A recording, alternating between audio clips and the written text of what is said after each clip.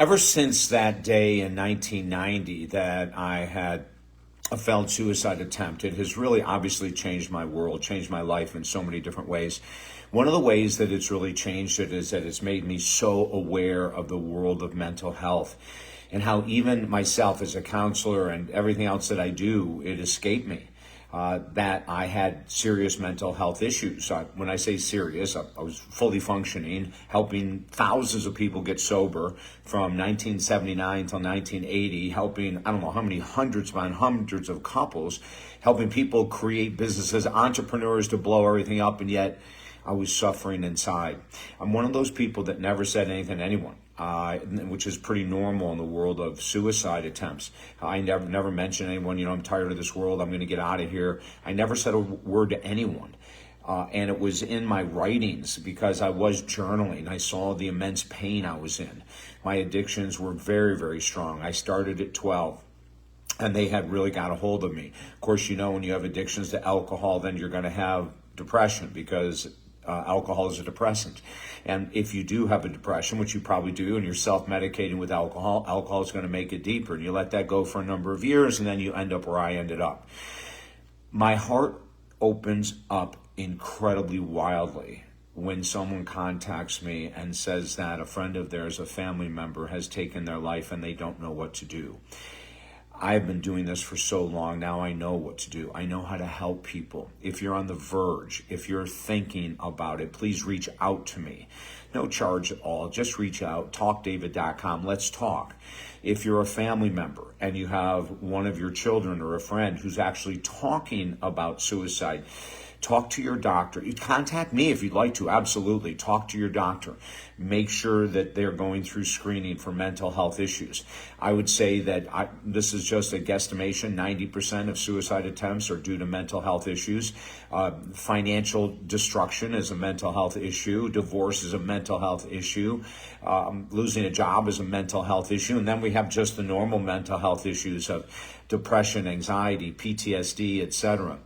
Mine built up over the years because I was using alcohol to cover up the mental health issues that I had. I mean, I'm Mr. Motivation, for God's sake. In the 70s, I was playing basketball at Syracuse University. In the late 70s, early 80s, I opened up a career that exploded from the start. I mean, I was absolutely shocked, traveling 40 weeks a year or more, speaking all over the world. I mean, I really had the world in my hand, and people looking at my success and looking at how I skyrocketed from 1979 to 1980 couldn't believe that in 1990 I attempted suicide. They just couldn't believe it. And many people today still can't believe it. Look, you've written 15 books and you've gotten all these kind of things. That doesn't matter. Suicide is a very deep personal issue. That the thought of it, which is called suicidal ideation, is so personal. Most of us that actually carry it out or try to don't speak about it very much.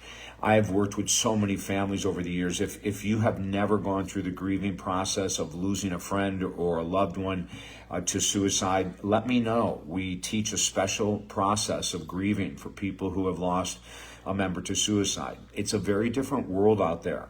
We've worked with individuals who have children 15 and under that have committed suicide, parents 88 and older that have committed suicide, and everywhere in between. I wish that there was a model that we had that could dictate this type of person, a genetic test that could dictate this type of person at some point in their life may attempt to take their life. I haven't seen it. We don't have it yet. And of course, people would have to volunteer to take it. But we need to be able to be open to it. I wrote I did one of these podcast videos a while ago talking about we have to change the conversation around suicide. I'm trying to do that right now. I have so much compassion for the family members who have lost someone. I work with them so deeply, to the partners who have lost someone. I work with them and I understand from my own experience how difficult it was coming back and how difficult it is for family members moving on. If you're like me and you had a failed suicide attempt and you're still lost, contact me.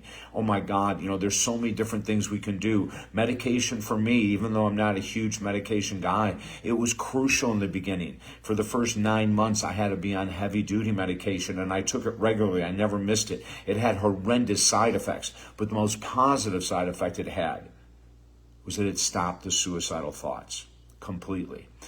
From that year in 1990 until today, I have never had a suicidal thought. I only work with people who have suicidal thoughts. I only work with people who have lost friends or family members to suicide. To reach out at talkdavid.com. It's a different world. You know, when someone passes via suicide, it's very different than someone who passes in a car accident or because of some age or cancer or something like that. It's a very different ballgame, and a lot of families can't comprehend it. They just don't even know where to start, and that's where I come into play. I remember a gentleman contacting me a number of years ago because his father had committed suicide and no one in the family could talk about it. No one wanted to talk about it. And at the end of our work together, everyone was talking about it with love. I want to help. That's why I'm on this earth. Reach out to me at talkdavid.com. We have 4 books there for free on motivation and different things. But if I can help you, this is such a sensitive topic, such a sensitive issue. Please allow me to. It would be my honor because I know how difficult it is. I'm David Essel. Until next time, wishing you a great day.